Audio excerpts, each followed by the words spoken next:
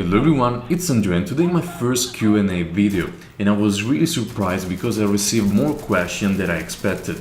I was also very happy, but I had to choose just 10 of them, otherwise the video would be too long.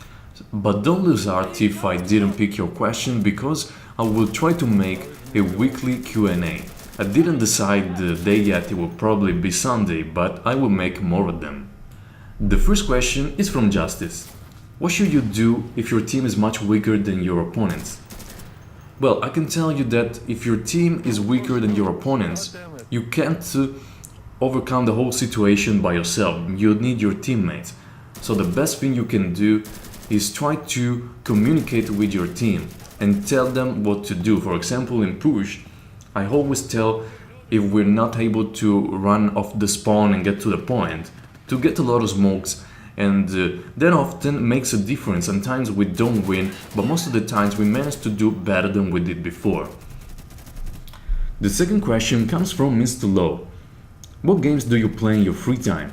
Well, aside from Insurgency and Arma 3 Breaking Point, I play a lot of RPG games like Skyrim right now. And also soon enough, I think in 2 days, I will be able to play Attila Total War, which is a strategy game that I really love. The third question comes from Michelle Green. What is your biggest life goal and what's your biggest life accomplishment? Well, for me, my biggest life goal is to inspire as many people as possible to forget what society told them about who they are and proceed in the direction of their dreams. If you don't know, I study a lot of psychology and I really love it. And my biggest life accomplishment is making my workplace, which was with a very dull and angry atmosphere all the time, a place where we are now a big family and we have fun while working. The fourth question comes from Canada, my friend. We used to play a lot of Breaking Point together, and the question is, what's your favorite weapon? And can be a gun, melee weapon from medieval times or fantasy. Well, my favorite weapon is the bow and the crossbow. I have a bow in real life and I have a lot of fun with it. And if you watch my chivalry videos, I always was the archer that everybody hated. And I love bows and crossbows. I love swords too, but in my opinion, in the medieval times, the infantry were not dying just because they were not good enough with the sword, but because so much stuff was flying in the air, catapults, arrows and all this stuff. And even if you were the best, you could probably die from everything flying in the air. So if you work with the crossbow and the bow, you have more chance of surviving the battle. The next question comes from John Getz, who wrote a poem like 20 questions. And I had to at least show some of them because he put a lot of effort on writing all those questions. So, how old are you? I'm 25 and I don't go to school. Do you have a job? Yes. Why did you start your YouTube channel? Because I want to inspire people and help people in video games. What are your PC specs? Enough to run Battlefield 4 at high settings, not ultra. Do you prefer FPS games to other types? I like FPS games and RPG games the same. Do you watch TV movies? Yes, I love mostly movies, the Game of Thrones, Vikings, and my favorite is The Vikings, and it's coming out really soon. The next question comes from Mikey. Do you have an interest in competitive insurgency?